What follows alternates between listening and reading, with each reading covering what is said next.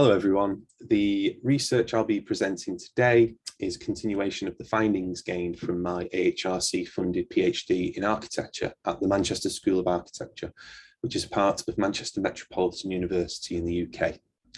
The thesis was interested in how the shifting definition of heritage from static object to social practice may impact how built heritage practitioners approach the alteration and adaptation of historic and listed buildings. Of particular interest was the impact of intangible heritage on architectural and built heritage practices in the UK, in terms of how an increasing focus on intangible heritage may foster a more socio-material outlook towards the conservation of historic buildings. A critical aspect of this outlook is understanding the role that participation plays in relation to building conservation, which is a thematic that I have chosen to explore in more detail since the completion of the PhD and will be the focus of this presentation to you today. The use of participatory approaches in heritage management is now a highly relevant thematic when considered through the increasingly prevalent social constructionist lens of postmodernism and the ethics involved in the representation of multiple stories. This has developed exponentially through the relatively recent critical heritage movement, which redefines heritage as a largely qualitative and socially responsive practice that can be used to foster inclusion in development processes. The commonalities between participation and critical heritage are largely epistemological, in that both promote professional self-criticality and self-reflexivity when engaging with heritage or its processes. As such, much of the critical heritage studies literature maintains a focus on critiquing prevailing modes of professional practice and the political structures that govern the authority of that expertise. Thus, as the heritage sector continues full pace into what Adele et al. Referred to as the participatory paradigm, pressure is mounting on those with heritage expertise who work with historic and listed buildings to also adopt a more critical and socially aware stance. Whilst participation may have already embedded itself well within the disciplines of archaeology and planning, it is the architectural conservationist who is now becoming the focus of interest from those promoting the critical approach, especially as evidence mounts in relation to how standard professional approaches towards the conservation and adaptation of old buildings are in fact highly uncritical, painfully distanced from the needs and desires of contemporary societies, and implicitly promoting the marginalisation of communities. And it's the work of Erika Avrami that meticulously outlines the need for a critical heritage perspective, specifically for the conservation of old buildings, oftentimes utilising charged or underrepresented American sites as powerful case studies to exemplify how the conservation of built heritage perpetuates exclusion and the repression of diverse narratives. Avrami more broadly pins the architectural conservationists' lack of focus on social justice down to economic market pressures. And many critics of current heritage processes also highlight the socio-economic strain on the heritage model as the backbone of this inequality. But why, when other related built environment disciplines have embraced a more participatory and community-focused approach, some having done so decades earlier, has the architectural conservationist resisted the call for change? Well, this is a much deeper-rooted issue and is very much related to the shared theoretical underpinnings of architecture and conservation. Yuka Leto remarks that, contrary to popular belief, conservation is actually a particular discipline that is closely associated with the advancement of modernity. And this couldn't be made clearer than in Miles Glendening's epic volume, The Conservation Movement, A History of Architectural Preservation, where he explicitly describes conservation as a child of modernity. He notes that conservation is a constantly changing modern phenomenon that is underpinned by scientific methodologies. Architect and theorist Nigel Walter builds on this by highlighting how conservation's grounding in modernity has always prioritised expert knowledge and the methods required to sustain this, an issue that was further exacerbated by scientific advancements in material science, which allowed for the identification of original and therefore deemed authentic elements. And this quote from Brackett and Richmond in their 2009 edited collection supports this, and also highlights how, with a focus on material science, comes an assumed position of objectivity and a further assumption that those with relevant expertise may indeed be able to discover authenticity within the very materiality of things. And a similar story has been told for architecture by anarchist writer Colin Ward, who described the modern movement, what we have just established as interrelated with conservation, as elitist and crudely mechanistic. Much of this stems back to a focus on architecture as a total work of art. Here, the building becomes the priority, with all movable elements designed to coordinate and fit within its prescribed design and aesthetic traditions. A consequence of this is the degradation of the building users as subservient to the architecture itself, which works in tandem with the ongoing valorization of professional expertise and is profoundly influential in supporting the notion of inherent value that is at the heart of architectural conservation. The dominant histories of and standard ways of doing and thinking about conservation and architecture can be traced back to the core beliefs of the Enlightenment era, which were adopted as a means to develop a catalogue of physical proof. For conservation, this is in relation to the curation of historic evidence to validate national narratives. And for architecture, it's in relation to the creation of new evidence that can stand as testament to the values of the nation that built it. Yet it is this evidence which for architecture and conservation is manifest as immovable, tangible cultural heritage that's also been suppressing the cultural representations of less dominant groups through historical bias. Now, this is where the critical in heritage studies comes into play, with its purpose being to address the inherent power struggles of marginalized communities through qualitative participatory practices. Certainly, much of the focus of critical heritage studies is on the understanding of power relations, and this relates directly to the conservation and adaptation of the historic built environment as well, as per the statement by Erika Avrami on screen, which makes the explicit connection between buildings, the spaces they create, and the power that these have over the inclusion and exclusion of particular narratives. Thus, the decisions made over the curation of old buildings and the spaces they create is a decisive factor in determining whose cultural narratives take precedence. Marilena Alivizetu, who has wrote extensively on intangible heritage, believes a solution is for practitioners to see communities as co-creators of knowledge rather than receptacles. From this perspective, local knowledge becomes of equal importance to professional expertise, with both communities and professionals becoming co-contributors of heritage knowledge. This supports Helen Marison's view that communities have an important role to play in helping conserve and reuse the historic built environment. Two key developments would arise as a result of this. Firstly, there would be significantly more representation of diverse narratives. And secondly, the methods that practitioners employ would become distinctly different to the prevailing modes of practice that currently exist. And here I'm referring to the focus on materials, on quasi-scientific approaches, and on dominant histories as a means to define what should be valued and subsequently designated and conserved. Okay, so at this stage of the presentation, I'd now like to shift focus to the primary research conducted as part of this ongoing project, which comprises a series of semi-structured interviews with conservation accredited architects from across the UK. Whilst a lot of research in this field approaches the problem from a community perspective as a means to demonstrate what could be possible if heritage practitioners utilised a more participatory and inclusive methodological approach, the focus of my research has always been from the perspective of the practitioner themselves, in terms of trying to understand the complexities and barriers that exist from their perspective and within their professional paradigm that limits the value given to intangible heritage and therefore the use of participatory methods within their role. And this is something I've already explored in previous research, though not explicitly in relation to the actual methods that could be employed, which is the focus of this paper. So to date, I have conducted 12 long-form semi-structured interviews on this topic with conservation accredited architects in the UK.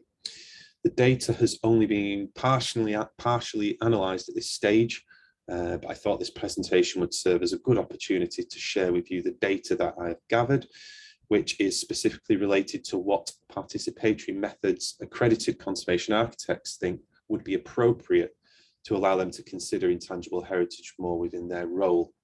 as one who modifies and conserves the physical fabric of buildings. So I've consolidated the data down to 8 examples for you today, ranging from more common forms of participation through to more novel ideas, and I will run through these quickly with you now. The first was walking, something which sounds so simple, but was something that most of the interviewees noted as an opportunity for exploration and exchange of knowledge. So some subtypes of this were noted as community walks, transect walks, or boundary walks, which was described as a way to combine natural, landscaped, and built features of a place together to gain an understanding of the sense of place. And this would be in a two-way dialogue between professionals and locals, with locals educating professionals on the peculiarities of place. Another form of walking was the tour. So this is all about access and the professional utilising their position of privilege to facilitate access to buildings and sites. And what was noted about this was how this access and the knowledge and experience of that access can change significantly depending upon when in the RIBA work stages the tour might take place, with, for example, an early feasibility stage tour offering a completely different experience to a tour post strip out or midway through construction stage.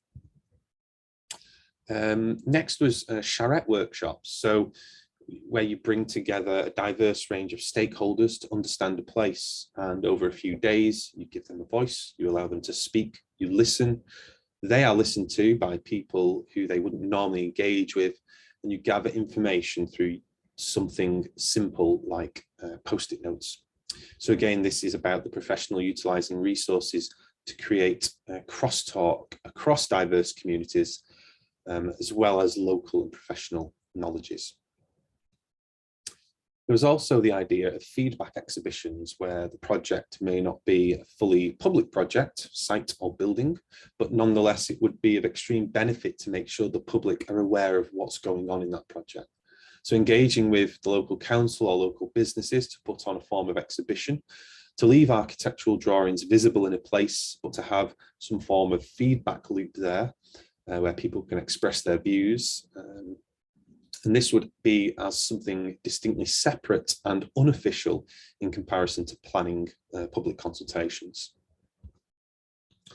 Next, looking at more hands-on practical activities where local people are connected more to the technicalities and constructional issues relating to old buildings. So examples given were on-site workshops where people are brought on site when a craftsperson is working there, and they can either watch what they are doing, and it's a form of presentation or live exhibition, or they can actually participate and try it out for themselves, like with making lime mortar, for example. The utilisation of social media is also something that's come up a lot, particularly to collect diverse stories in relation to sites or buildings, which equally could lead to some form of rationale as to why a particular building should be reused in a particular way. So this relates to the use of digital social methods to stimulate qualitative insight, and is not necessarily something that sits exclusively within the abilities of the heritage professional, but could be extremely powerful in revealing less dominant narratives and joining up the dots to create a broader narrative or a number of narratives of significance. We also have leafleting, which was mentioned quite a lot, but I would say requires a very specific skill set to be effective. So it's not so much the leaflet itself that is complicated to create, but about how it is delivered and communicated to communities of interest. So cold calling, approaching locals in the streets, posting leaflets through doors, that kind of thing, which is not everyone's cup of tea. But it was seen as an option that may not necessarily acquire information that relates specifically to the heritage of the place, though it could, but rather an exercise that makes people aware of what's going on, of what the next steps are on a particular heritage project and how they can get involved. The more specific and curated idea put forward was called Potluck dinners, which in a similar way to a charrette gathers a range of diverse project actors together to enhance crosstalk, but does this at the site and over a meal, which typically consists of whatever dishes people bring to share.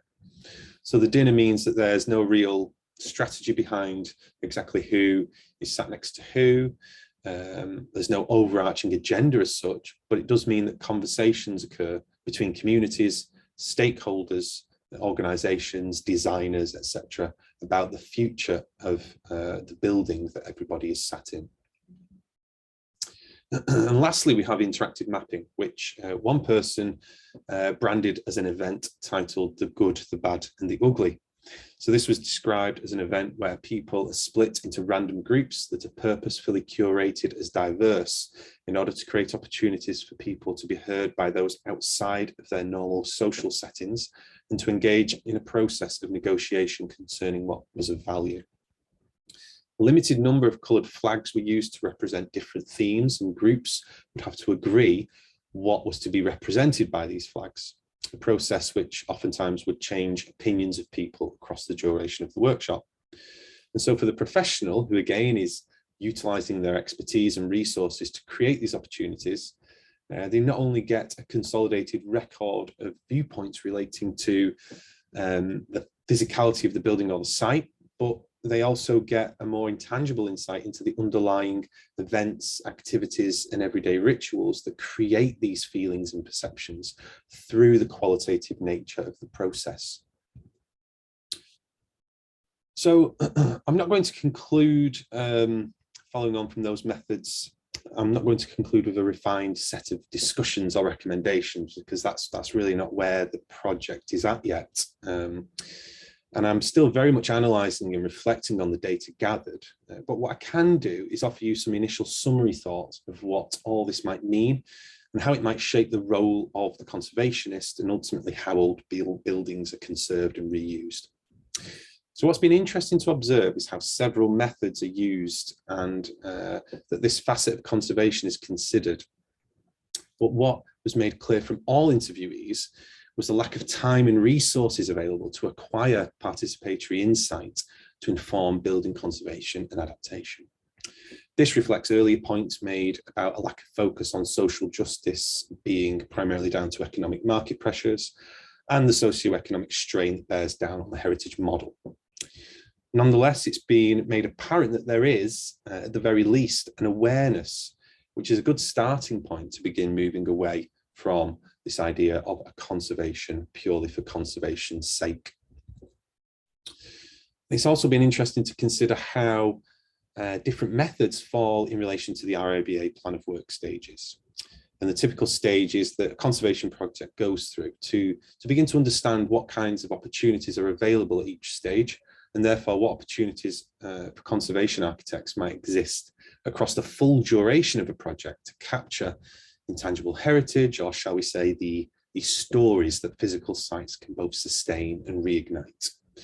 So future research aims to explore this further and to take this to the next stage, which is to begin to understand the relationship between intangible heritage and the physical act of conserving, adapting or reusing tangible heritage.